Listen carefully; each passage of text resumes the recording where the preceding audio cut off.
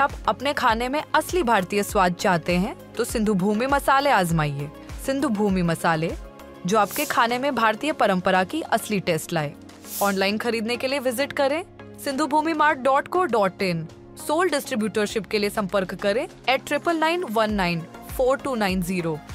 प्रजासत्ताक दिनाच्या पूर्वसंध्येचा पालकमंत्री नितेश राणे यांचा न्याय दरबार सिंधुदुर्गसाठी नवा पायंडा। नागरिकांवर होणाऱ्या अन्यायाविरोधात लक्ष वेधण्यासाठी या लोकशाही राज्यात उपोषण हा एक पर्याय असतो। अन्यायाची जेवढी तीव्रता त्यावर त्या उपोषणाची तीव्रता अवलंबून असते। काही उपोषण करतात, काही जण भीक मागो आंदोलन करतात, काही आत्मक्लेश किंवा आत्मदहनापर्यंतचा मार्ग पत्करतात। उद्याच्या प्रजासत्ताक दिनाच्या निमित्ताने सिंधुदुर्ग नगरीत 132 आंदोलने होती। या सर्व अन्यायग्रस्त नागरिकांना पालकमंत्र्यांनी निमंत्रित केले होते। उपोषण न करता प्रश्न सोडवू असा या नागरिकांना त्यांनी विश्वास दिला। आपण जनतेसाठी आलो आहोत, अधिकाऱ्यांसाठी नाही। जे प्रश्न असतील ते काल मर्यादित सोडवू यासाठी त्यांनी आश्वस्त केले। त्यामुळे प्रजासत्ताक दिनाच्या पूर्वसंध्येला जिल्हा नियोजन समिती सभागृहातील हा न्याय दरबाराचा अभिनव व आदर्श पायंडा सिंधुदुर्गचे पालकमंत्री नितेश राणे यांनी सुरू केल्याच्या प्रतिक्रिया उपोषणकर्त्यांनी व्यक्त केल्या। जनतेचे अनेक प्रश्न होते, काही सार्वजनिक स्वरूपाचे तर काही वैयक्तिक स्वरूपाचे।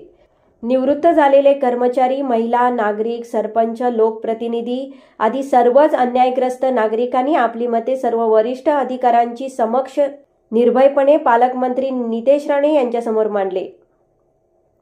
एका प्रश्नाची सोडवणूक व त्या अधिकाऱ्यांवर जबाबदारी निश्चित करत उपोषण न करण्याची विनंती केली।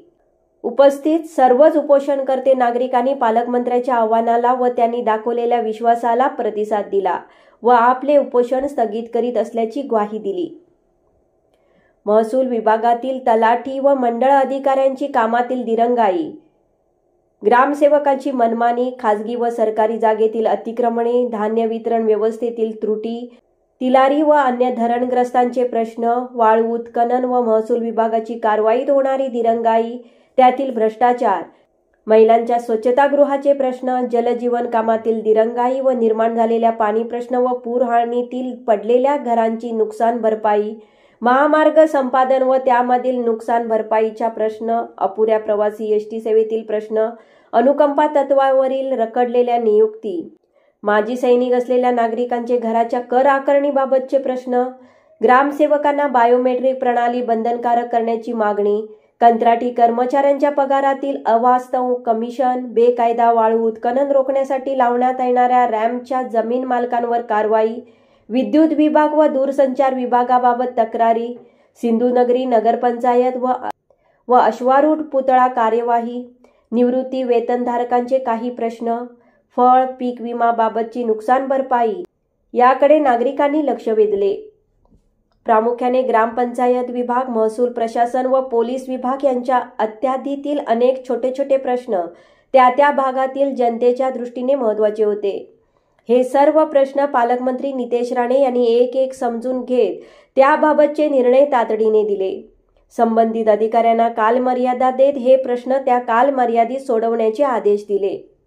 आपण जनतेचे प्रश्न सोडवण्यासाठी या सभागृहात बसलो आहे।